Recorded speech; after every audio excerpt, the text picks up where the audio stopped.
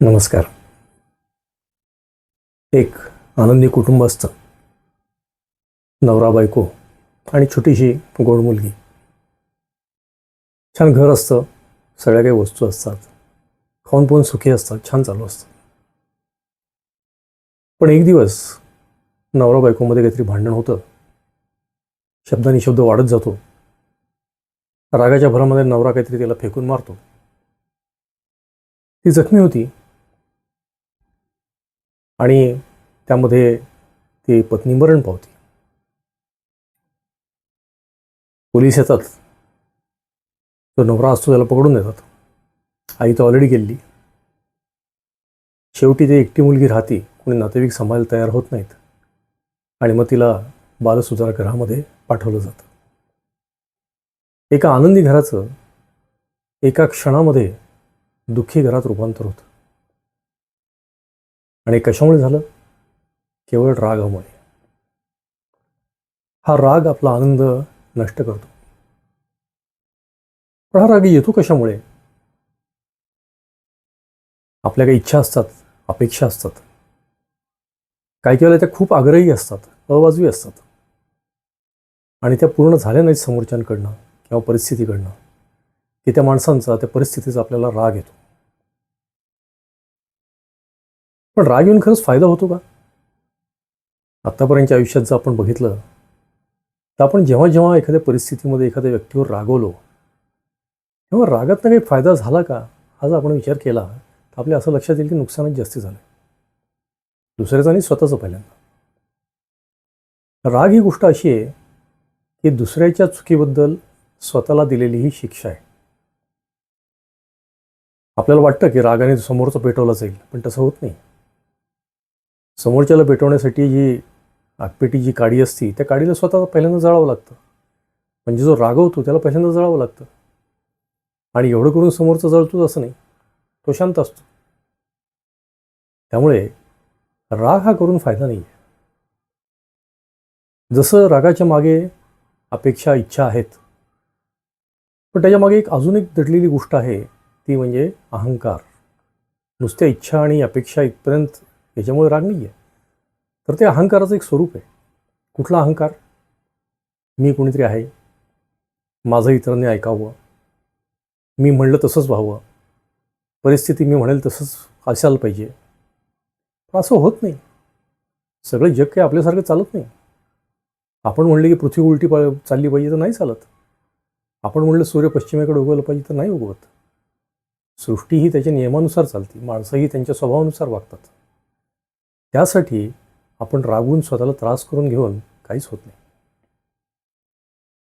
पण म्हणजे एकदम काहीच करायचं नाही का? भेंडीची भाजी व्हायचं का? कोणी जर आपल्याला काही करायला आलं तर आपण त्याला काही उलटं उत्तरच द्यायचं नाही का? जरूर द्यावं. पण अगदी युद्ध जरी करायचं असेल ना तर युद्धामध्ये कोण यशस्वी होतो? तर जो शांत योद्धा असतो तो यशस्वी होतो. याचं कारण असं आहे की जेव्हा आपण आपला तोल गमावतो, जेव्हा आपल्याला राग येतो, तेव्हा आपण विवेक बुद्धी विसरून जातो. आपण बुद्धी, आपल्या मेंदू आणि आपली जीभ यातलं कनेक्शन तुटतं. आपण वाटेल ते बोलायला लागतो. वाटेल त्या कृती आपल्या हातनं होतात. त्या कॅल्क्युलेटेड नसतात. म्हणून शांत योद्धा असतो तो अतिशय धोकादायक असतो. छत्रपती शिवाजी महाराजांचं उदाहरण मागे एकदा व्हिडिओमध्ये मी दिलंय. अफजल खान जेव्हा चालून आला तेव्हा शिवाजी महाराजांना राग येण्यासारख्या बऱ्याच कृती त्यांनी केल्या. त्यांचं कुलदैवत तुळजाभवानी तुळजापूरवर चालून गेला. पंढरपूर तिथे चालून गेला, तिथे नासधूस केली. त्याला वाटलं शिवाजी महाराज रागात येतील आणि खाली उतरून त्याशी लढायला येतील. पण शिवाजी महाराजांनी स्वतःवरती काबू ठेवला. प्रतापगडावरती थांबले. त्याला उलट असं दाखवलं की मी घाबरलो आहे आणि योग्य वेळेतच त्याला वरती बोलवून काटा काढला. थोडक्यात काय आहे की जरी आपल्याला एखाद्या गोष्टीवरती काही काम करायचं असेल, एखादी गोष्ट आवडली नसेल, एखादी गोष्ट सुधारायची असेल दुसऱ्याची किंवा परिस्थितीतली, ती रागून सुधरत नाही. उलट शांतपणे जर त्याच्यावर विचार केला आणि त्याच्यावरती अतिशय फर्मली काम केलं. ॲग्रेसिव्ह असणं आणि असर्टिव्ह असणं याच्यात फरक आहे. असर्टिव्ह असावं, आपल्या मतांवर ठाम असावं, त्या दृष्टीने कृती कराव्यात. पण ॲग्रेसिव्ह व्हायचं काहीच कारण नसतं. लोखंड जेव्हा गरम करतात तेव्हा त्याला वाकवता येतं, पण जेव्हा थंड असतं तेव्हा मात्र ते वाकवणं फार कठीण असतं. तसं आपण रागात आलो की आपल्याला पाहिजे तसं वाकवलं जाऊ शकतं, पण जर आपण शांत राहिलो तर मात्र आपल्याला वाकवणं तेवढं सोपं नसतं. सांगण्याचा उद्देश काय, की राग जो आहे तो आपला आनंद घेऊन जातो, आपल्याला नुकसानच करतो. मग काय करता येईल? प्रथमतः आपल्याला मध्ये थोडासा पॉज, अवकाश घेता आला पाहिजे. समोरचं काही म्हणला, परिस्थिती काहीतरी बिकट आली, थोडासा पॉज घ्या. लगेच त्याला उत्तर देण्याची गरज नसते. ही लगेच उत्तर देण्याची प्रवृत्ती आपली जी आहे ती पूर्वी आपल्या जीन्समध्ये ज्या गोष्टी आल्या त्याच्यामुळे झाली. कशी झाली आहे? पूर्वी आपण जंगलात राहायचो, गुहेमध्ये राहायचो. त्यावेळेला खूप फास्ट रिस्पॉन्स देण्याची गरज असायची, कारण एखादा प्राणी तुमच्यावर चालून येतोय, दुसऱ्या टोळीतलं कोणीतरी हल्ला करत आहे, तर तुम्ही विचार करून हल्ला करणं वगैरे हा वेळच नसायचा. त्यामुळे माणसाला एक सवय लागली की लगेच उत्तर द्यायचं, लगेच फटकन काहीतरी करायचं. पण आजच्या परिस्थितीमध्ये काही करायची गरज नसते. आपण पॉज घेऊ शकतो. 10 सेकंद, 15 सेकंद, एखादं मिनटं, एक दिवस पॉज घेऊ, मग उत्तर देऊ. विवेकाने उत्तर देऊ, परफेक्ट उत्तर देऊ, पण लगेच उत्तर द्यायची गरज नाही. त्यामुळे पॉज घेणं एक आपण करू शकतो. दुसरं, तुम्ही जे जो ऑब्झर्व केलं की आपला राग आणि आपला श्वास यांचा आपापसात खूप संबंध आहे. जेव्हा आपल्याला राग येतो, संताप येतो, तेव्हा आपला श्वास हा जोरजोरात चालायला लागतो, आणि आपण जेव्हा शांत असतो तेव्हा आपला श्वास शांतपणे चालतो. मग काय करता येईल?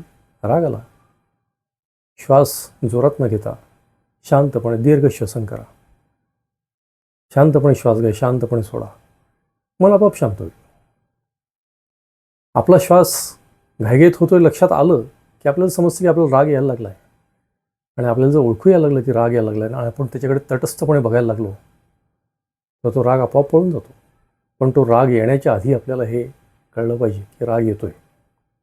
हे कळलं तरी बरंचसं होऊ शकतं. तिसरी गोष्ट, एखादी गोष्ट जेव्हा घडती तेव्हा त्याच्यामागे लोकांचा काहीतरी हेतूच आहे असं धरून आपण जे रागवतो ते कमी केलं पाहिजे. एक साधू महाराज एका खोलीत तपश्चर्या करत होते. गाढ त्यांची समाधी लागली होती, आणि तेवढ्यात खोलीचा दार धाडकन वाजला. त्यांना खूप राग आला, कोण मूर्ख माणूस आहे म्हणून त्यांनी डोळे उघडले आणि जाऊन बघितलं तर तिथं कोणीच नव्हतं. तर ते वाऱ्याने लागलं होतं दार. आता कोणाला दोष देणार? तेव्हा त्यांच्या लक्षात आलं की अरे आपण उगीच दुसऱ्याला दोष देतो, आपली चूक झाली, आपण दार उघडं ठेवलं होतं, ते वाजणार नाही असं करायला पाहिजे होतं आपण. थोडक्यात काय, कधी या 3-4 गोष्टी आपण केल्या, अहंकार थोडासा कमी केला, पॉज घ्यायची सवय केली, शांतपणे रिस्पॉन्स दिला, आपल्या बोलण्याचा वेग हा कमी केला. जेव्हा आपण रागात असतो तेव्हा खूप आपण वेगात बोलतो, हळू बोलायला सुरुवात केला, हळू आवाजात, कमी स्पीडमध्ये, आणि तुमच्या लक्षात येईल की आपलं मन शांत होतं. आणि किंबहुना आपण जेव्हा असं राहतो तेव्हा आपल्याला लोक अजून ऐकतात, ऐकण्याची शक्यता वाढते आणि फरक पडतो. पण हे सगळे उपाय केल्यानंतर काय आपला राग एकदम शून्यावरती येईल? कदाचित लगेच होणार नाही. पण एक निश्चित होईल, त्याची तीव्रता कमी होईल, आणि वारंवारिता म्हणजे आपण फ्रिक्वेन्सी जी म्हणतो ती कमी होईल. हे तुम्ही स्वतः बघाल. हा बदल थोडा थोडा करत होतो. राग कोणालाही चुकला नाही.